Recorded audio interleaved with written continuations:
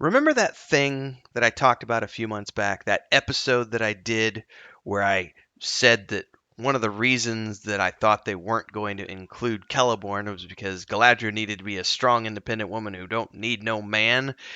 Well, they kind of confirmed that today, but in a different way, when Galadriel announced during episode 7 that Celeborn is dead, and that's why I'm all by myself. And they killed him just like they killed my brother Finrod. And I literally threw up my hands and went, no, no, no, no, no, no, no, no. For all these reasons, no. You can't do that.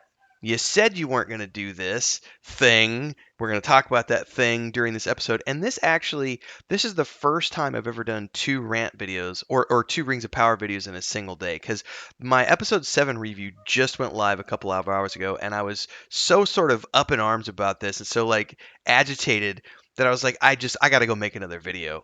I got to go dive into this and talk about this because it is one of the most ridiculous things. As much as the mithril retcon was like the straw that broke the camel's back for me, like this is just beyond stupid, and it only works.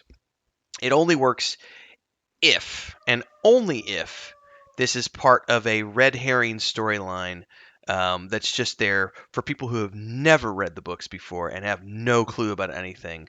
We're going to be diving into that today. I'm Tim Anderson, aka Renfail, the bearded dwarven princess. If this is your first time tuning in to any one of my Rings of Power rant videos or any of my Rings of Power videos in particular, welcome.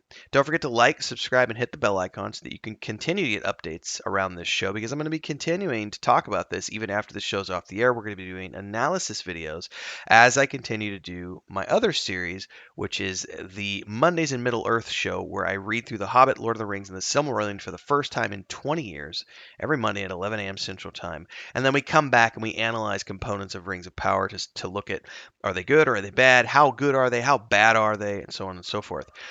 To support the channel, which hopefully you do, I am full-time on YouTube now for 5 months, thanks to everyone who has been supporting all of these amazing people. Super simple. On a premiere like this, just like with live streams, you can do super chats and stickers down there in the chat window. There's a $sign over the chat box. Click it. There's some pre-programmed amounts. Put in what you want. You can also, on the uploaded video after the fact, drop a super thanks down there. Same thing. And of course, you can also join as a member of the Adventurers Guild down there for $2.99 a month. All are great ways to support me. Buy me a cup of coffee. Buy me a Ferrari. It's up to you. Whatever you think you can throw at the channel to support me, and whatever you think this video is worth, it's a great way to say thanks. In the meantime, let's dive into this. Now, there are a lot of videos out there in the internet now. This is one of them. I'm going to throw like 3 links down below for those of you who want to go read at your leisure. We're going to dive into this in just a minute. But one of the first things I want to say is that the ridiculous of this, of Celeborn being dead, it only works if it's actually not true. Now, I know that some people are going to take the following statement and say, but Tim, you should never trust the showrunners because they've proven over and over that they're just going to lie.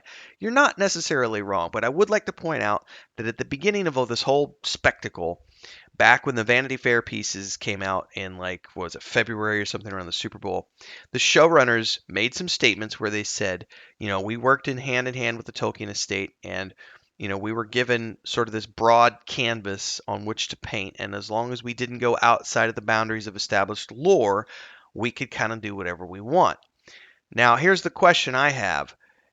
How does this not break established lore? Because there's something very important about Celeborn.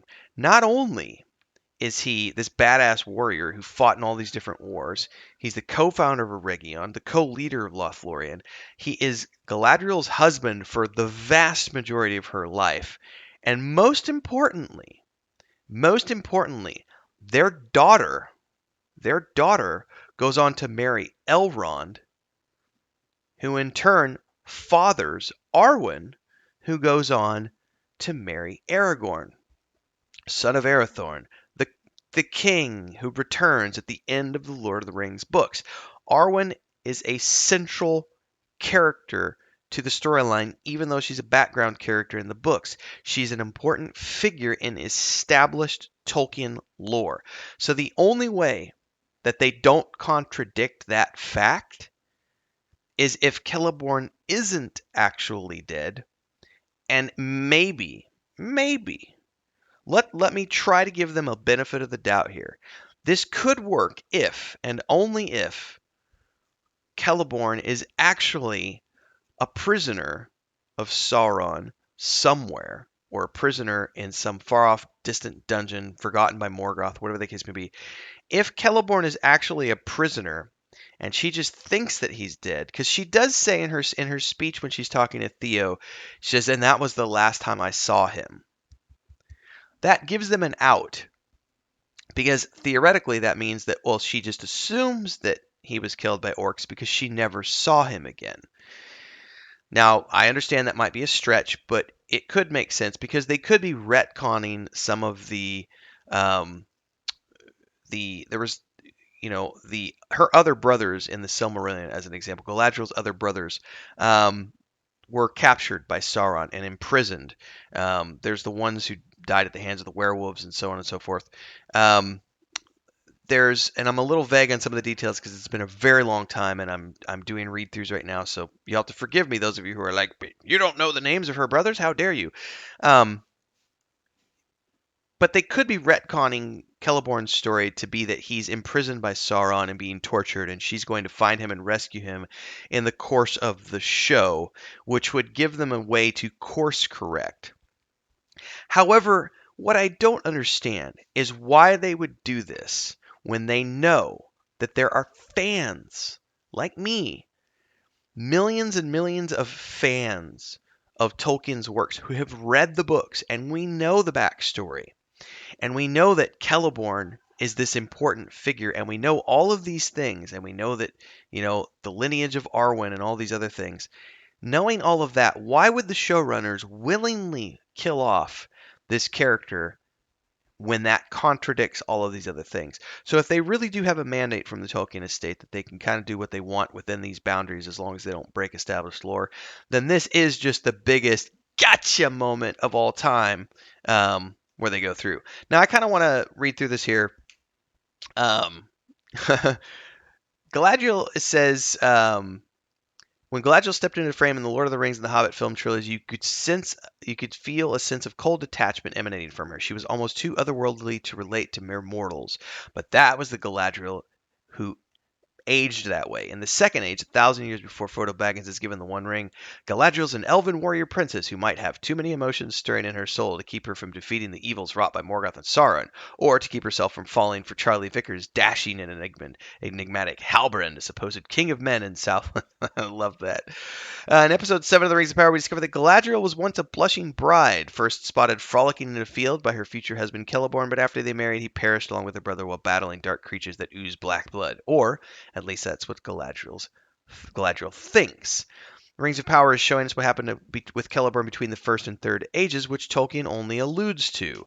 While the Amazon show is clearly taking creative liberties and definitely jumping through the hoops of Tolkien licensing issues with Celeborn's origins and romance of Galadriel, we know some of Celeborn's history from Tolkien's writings, and that history could make it into the Rings of Power. We're going to scroll down here. Post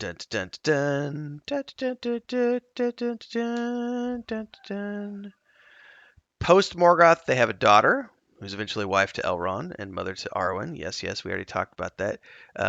Centuries passed. It says soon after. Okay, so this is the important part of the lore here. Post Morgoth, Galadriel and Celeborn have a daughter together. After the daughter is born, they live in a region among Celebrimbor and the elven smiths, while the dwarves of Khazad-dûm are busy mining mithril. That's in the established lore. That is when, according to Tolkien, Celeborn had a great distrust for the elves and kept his distance, although he would later change his heart. Centuries passed before the mysterious man named as Annatar asked Celeborn and the elven smiths to forge the Rings of Powers under his instructions as gift to the leaders of Middle-earth. Annatar, however, was Sauron in disguise. Celeborn, Elrond, and a legion of warrior elves fought Sauron and defended Eregion, but were unsuccessful, and Celebrimbor is brutally murdered by the Dark Lord's forces, and then by the end of the Second Age, the last alliance, Menedels destroys Sauron and sends him into hiding. Celeborn and Galadriel live in peace in Lothlorien. Blah, blah, blah, blah, blah. It says here, their analysis on this website says, while we haven't met the young Celeborn yet, he'll probably make an appearance either towards the end of Season 1 as a surprise reveal or in Season 2. It says, for continuity's sake, the Rings of Power has to bring Celeborn back into the fold as he's a pivotal character in the lives of Galadriel, Elrond, Celebrimbor, and the dwarves. You can't just keep him dead or missing. And while it's been juicy to watch the romantic tension between Galadriel and Halbrand unfold, it's time for her to reunite with her husband. And I fully agree. I just can't get behind this as being real. I think it's just a gotcha moment. I think they're doing this to do a plot twist where we're gonna be like, yeah, see, we didn't actually kill him, we didn't actually kill him. We just wanted you to think that we killed him.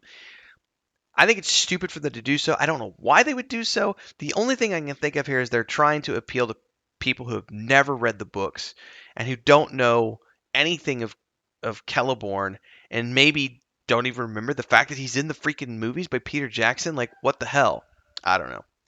Love to hear your thoughts. Drop them down below. Again, first time I've done 2 Rings of Power videos in a single day because it got me so Twitter-pated and flabbergasted that I was like, I gotta get this out. I gotta get it out of my system. Drop those comments down below. Like, subscribe, hit the bell icon, support in all the ways I talked about at the beginning of the episode, and just stick around because we got a lot more coming at you. Until next time, everybody. Peace.